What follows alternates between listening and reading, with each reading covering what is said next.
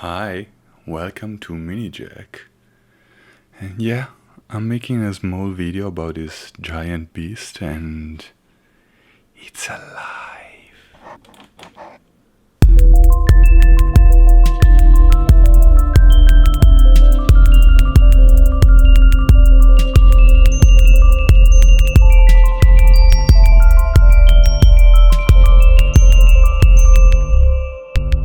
So yeah, this is a 100-channel VCA Matrix Mixer plus some other special features, and I mean the amount of things you can do with this is huge. It's really huge. This thing is partly an analog computer basically, and you'll see why in a minute. So basically I'm not really making a demo performance on this one as it's just too much. I mean, look at this. It barely fits my table and there's no room for anything else. My studio is not equipped for this, and I don't even have enough equipment to control this and to truly explore the potential of this one. And I feel it wouldn't just make it justice. I have 100 channels, but what good does it make if I show you how I use 5 or 10 of them? And also it's also time to put this on its way to its true owner. They will take good care of it, I'm sure. They will make it play and have a full life and so on. Yeah, it's my baby, but it's not mine anymore. And thanks, by the way, for ordering this beast. So I'll just do it with a 1000 hertz sine wave, like this, and I will try. I also have an oscilloscope here, and I will try to make it short and explain all the core functions. So at least I will show you what this is, and you can have a good idea of what it's capable of.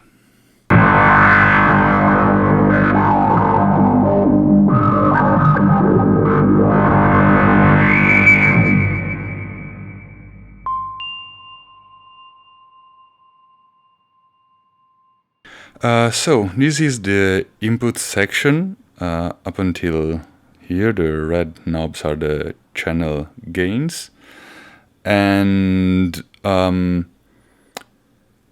each input actually has two inputs. I call it up and down inputs, and you can crossfade between the two, and the crossfader is voltage controlled.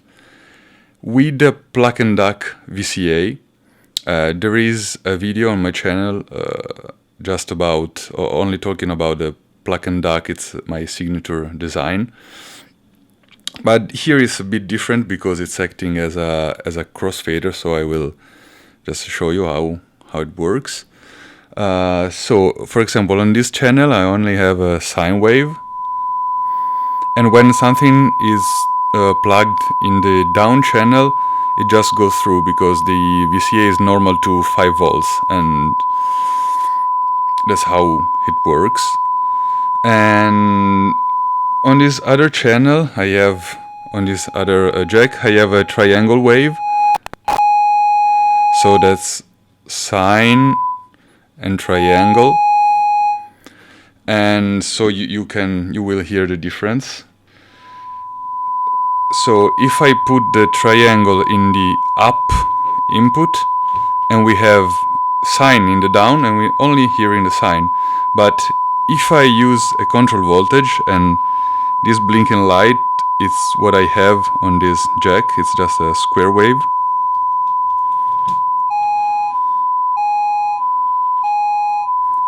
And you can see it also in the oscilloscope. It's basically crossfading between the triangle and the sine. And I can adjust various parameters.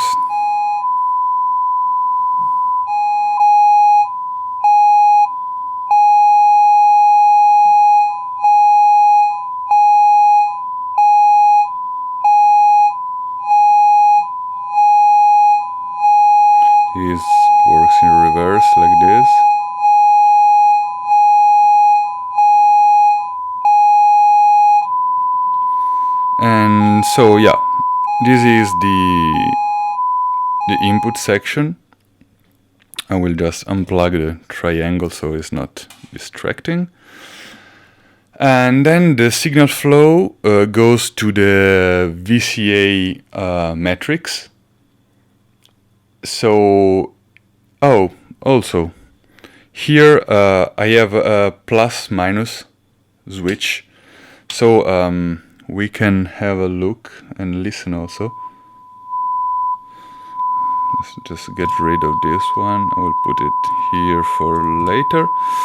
And this basically inverts the polarity of the input, of the down input. So you can see here the yellow is the plain input and the blue is my output. I can just invert it with the switch.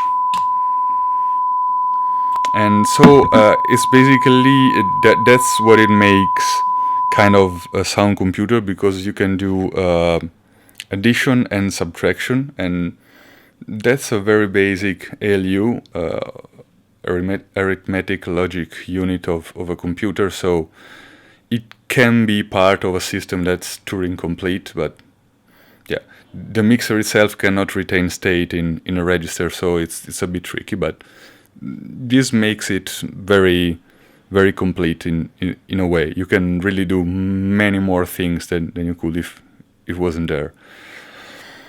And the fact that it's not an attenuverter here makes it easier actually to operate, because you know exactly how much it's gonna be inverted. It's 180 degrees. It's the opposite.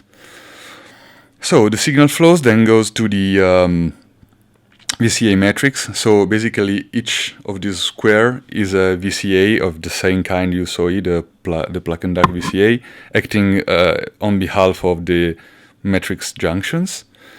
And so, for example, now I will have only the sine wave, and here I have the same control voltage I had before, but I have an on-off switch for the VCA, so now it's off and the sound just goes through, and it's in sync, you see, with this. And of course I can just make it smoother or invert it.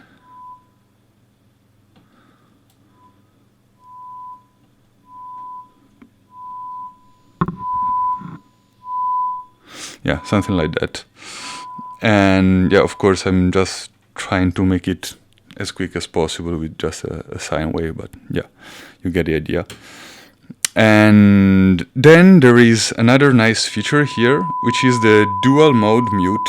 So you basically have a switch which mutes the sound, as you would expect, but when it's unmuted, you can temporarily mute it with this push button. And when it's muted, you can temporarily activate it.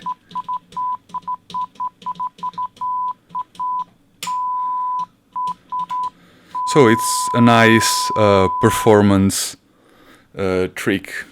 I really like the way you can mangle just the sound in a mixer's way. So just controlling the amplitude basically in creative ways. And that's, I think, it's a very simple design on the user interface level, and I think it has a lot of potential.